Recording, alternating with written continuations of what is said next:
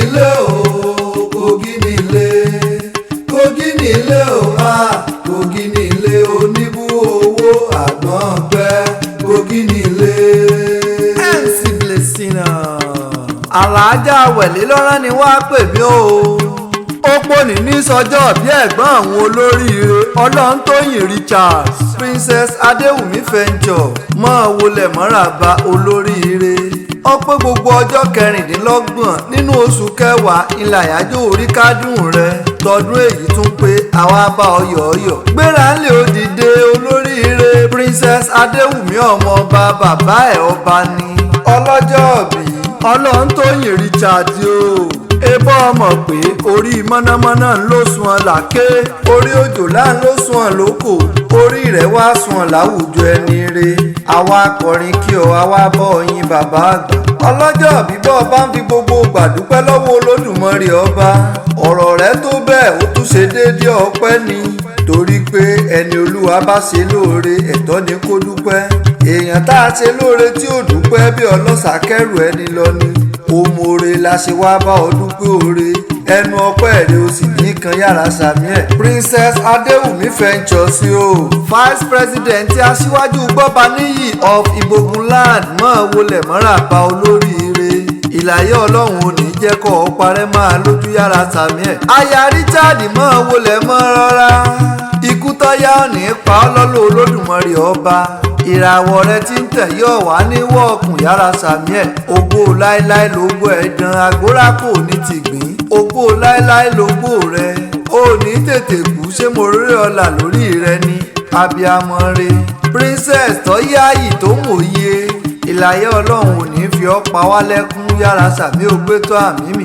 ọrẹ wà láàrin àwọn obìnrin tẹ̀rín tọ́yàyà ní fi ń dá gbogbo èèyàn lọ́rùn ọmọ aráyé ò ní bà ọ́ lẹ́wà jẹ́ lọ́lọ́ Olódùmarè ọba yàrá sàmì ògbétọ́ àmì mi. Princess Adéwùmí Venture so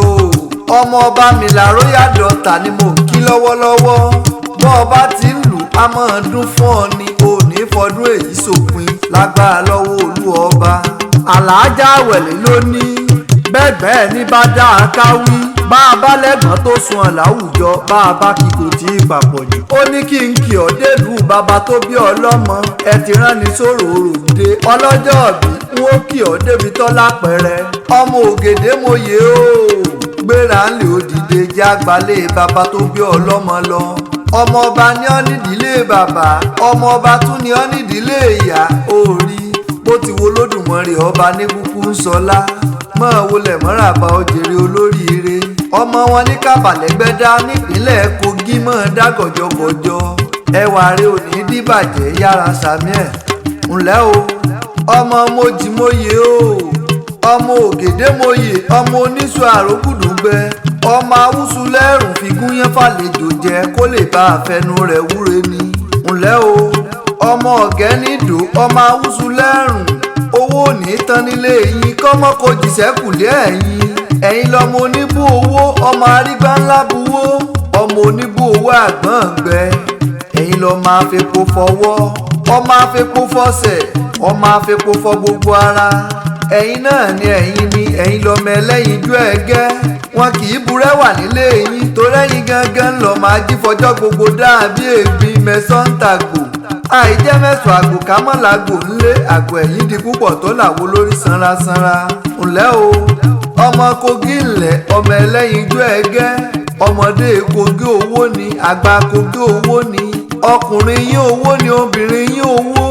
ọmọ oníbú owó àgbọ̀ngbẹ okú ọjọ́ òbí rẹ òní okun o. ńlẹ́ ọlọ́jọ́ òbí dá mi lóhùn ọjàre wọn ni n kó bẹ̀rẹ̀ fún